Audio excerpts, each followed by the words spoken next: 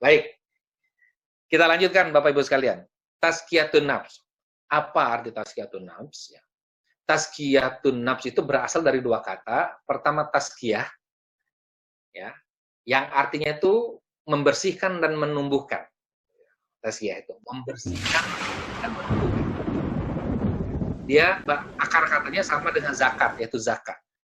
Zakat, orang yang berzakat itu dia membersihkan dan menumbuhkan. Jadi ada proses membersihkan, ada proses menumbuhkan dalam tazkiyah itu. Yang kedua nafs. Nafs itu artinya jiwa atau diri. Nafs, ya. Ada tazkiyah nafs, berarti kalau digabung menjadi tazkiyatun nafs. Oke, baik. Nah, tazkiyatun nafs ini yang membantu kita mengeluarkan kotoran-kotoran di batin kita. Ya, tazkiyatun nafs ini. Ya. Nah, Bapak Ibu sekalian, untuk filosofi tazkiyatun nafs lebih paham, saya akan tayangkan film yang sederhana ini, walaupun mungkin sebagian pernah melihat. Ya. Tentang diri kita ini dari mana asalnya, penciptaan kita. Maka terangkanlah kepadaku tentang nutfah yang kamu pancarkan. Nutfah itu sel spermatozoa. Ada sekitar 500 juta sel spermatozoa yang berlomba, berlari menuju satu-satunya piala yang tersedia, yang bernama sel telur atau ovum. Dari 500 juta ini, ya, hampirnya selalu cuma satu yang juara. Jarang yang terjadi juara kedua, juara ketiga, apalagi juara harapan. Ya, kembar itu kan jarang. Ya. Nah, ketika berhasil sel spermatozoa berlomba, maka terjadi sebuah keajaiban. Sebelum itu, ya, kita perhatikan bahwa sesungguhnya kami telah menciptakan manusia dari setetes mani yang bercampur, yang kami hendak mengujinya. Karena itu kami jadikan dia mendengar dan melihat. Jadi pendengaran, penglihatan itu Allah hadirkan agar kita bisa diuji. Kemudian kami jadikan dari pati itu air mani dalam tempat yang kokoh. Kemudian air mani itu kami jadikan segumpal darah. Lalu segumpal darah itu kami jadikan segumpal daging. Dan segumpal daging itu kami jadikan tulang belulang. Lalu tulang belulang itu kami bungkus dengan daging. Inilah bertumbuh.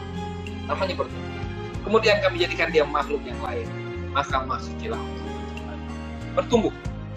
Dia berbagi, satu dibagi jadi dua, dua dibagi menjadi empat, empat dibagi menjadi 8, 8 dibagi jadi 16, dan seterusnya akhirnya menjadi janin. Kalau kita lihat polanya, ketika sel yang sudah bertemu antara sperma dan ovum itu bertemu, lalu mereka membagi, bukannya mengecil, tapi bertumbuh.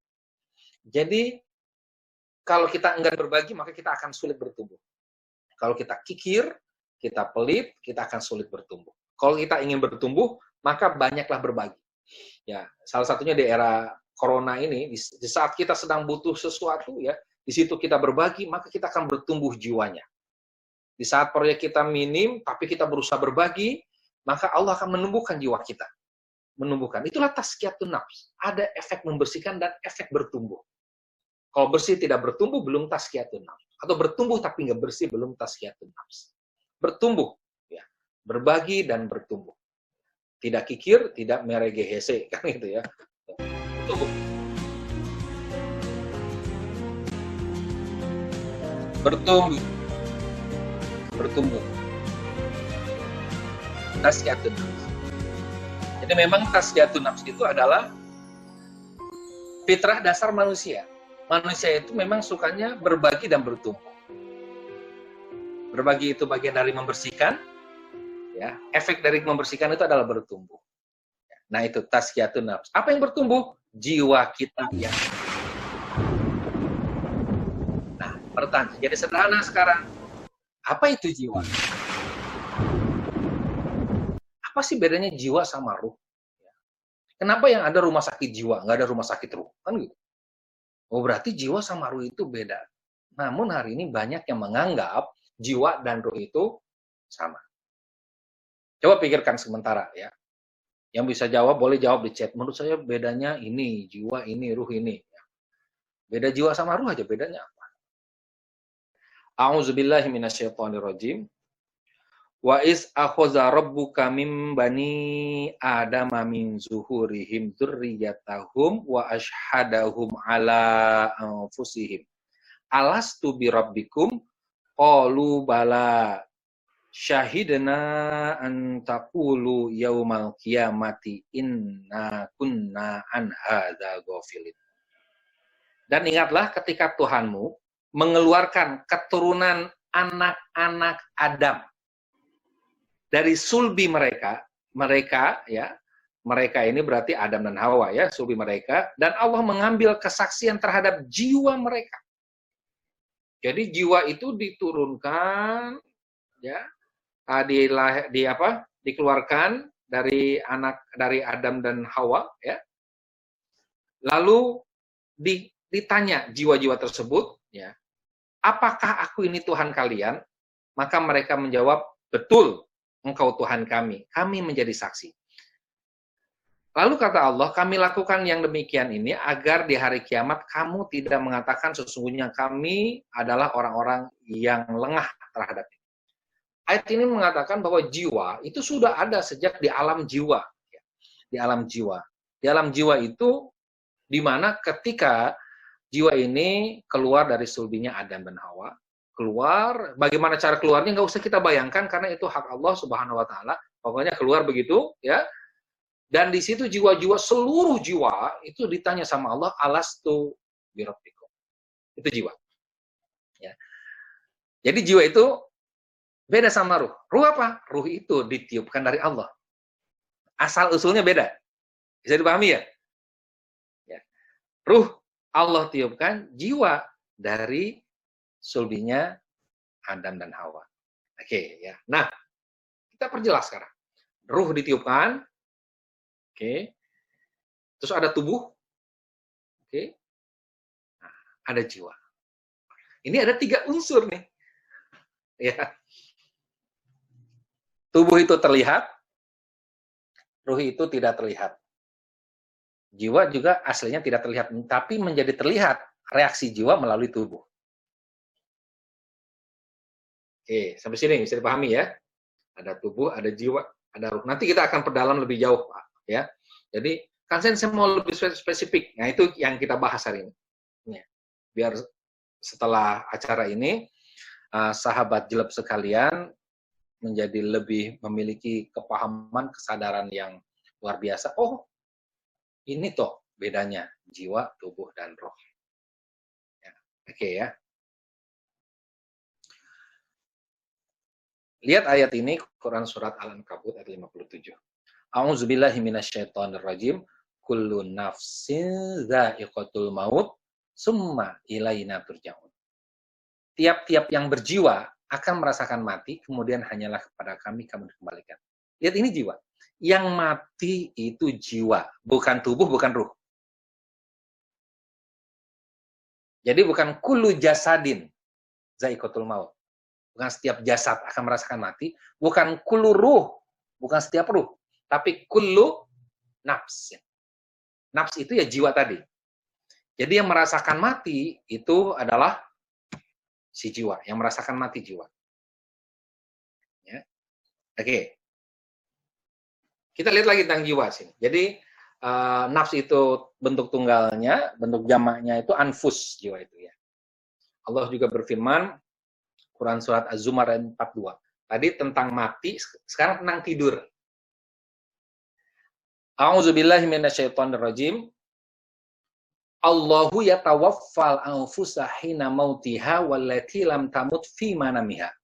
Fayumsikul lati qada 'alaihal mauta wa yursilul ukhra ila ajalim musamma. Inna fi dzalika laayatil liqaumin yatafakkarun. Allah memegang jiwa. Allah memegang jiwa ketika matinya. Ya. Allah memegang jiwa ketika apa? Ketika matinya. Ya.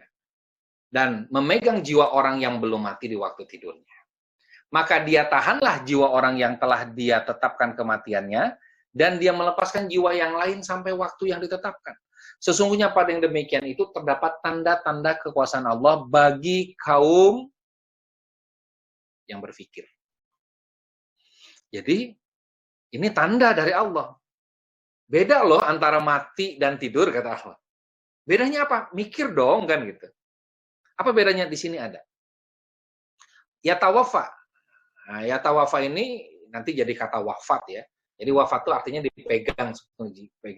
Jadi wafat itu bisa dalam keadaan mati, tidur juga bisa wafat sebenarnya. Karena orang mati juga dipegang jiwanya sama Allah, orang tidur juga dipegang jiwanya. Ya. Nah kalau kita lihat fenomenanya, Bapak Ibu sekalian, fenomena tidur itu seperti apa? Ini kan tadi konsepnya begini, ada tubuh, ada jiwa, ada ruh ya.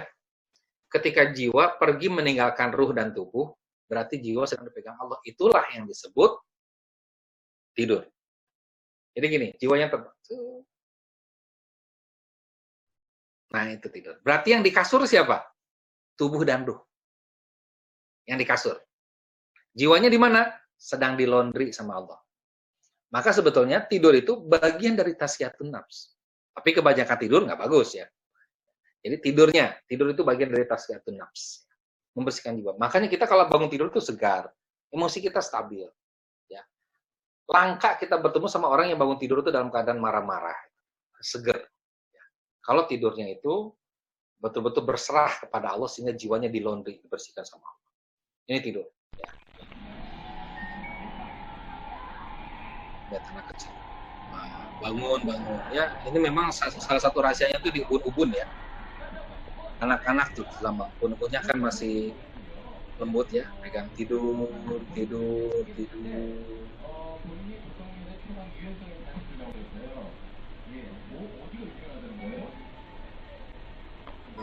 Ya, jadi jiwanya memang masih dikuasai Allah betul ya. Jadi memang ubun-ubun itu kalau dilihat di surat Al-Alaq ya, itu ada tentang ubun-ubun, ada lagi surat Al-Hadid ya tentang ubun-ubun. Itu ubun-ubun itu adalah pusat kendali. Ya, pusat kendali. Maka anak-anak yang masih kecil, Ibu ya, Bapak, itu sering dipegang ubun-ubunnya sambil didoakan, itu bagus sekali. Itu pusat kendali lewat ubun-ubun. Kalau orang-orang yang belajar energi, itu disebutnya cakra mahkota. Dan itu kalau kita belajar ilmu neuroscience, di situ ada neokortex. Pokoknya tempat-tempat positif itu di situ, ubun-ubun itu. Ya itu luar biasa, ya di pusat-pusat sering. Ya, pusat kendali. Nah, tadi tidur, sekarang mati. Ya. Dan tidur itu sering disebut mati kecil, makanya orang mau tidur doanya adalah, zikirnya adalah Bismikallahumma ahya wa bismika amut. Dengan nama Engkau ya Allah kami hidup dan kami mati. Ya. Jadi tidur itu ya bagian dari mati, cuman mati kecil. Ya. Wafat tadi ya.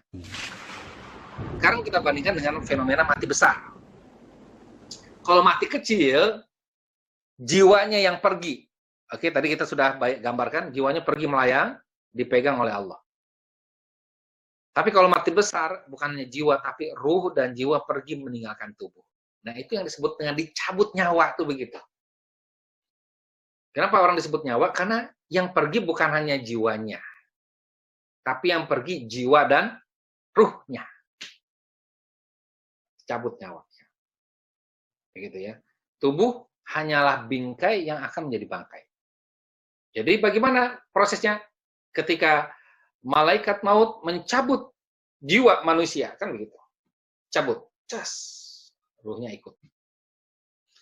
Berarti kalau kejadiannya di kasur, yang tertinggal di kasur itu tubuh. Ruhnya sudah ikut pergi. Jiwa dan ruhnya sudah ikut pergi. Saya ulang, begini.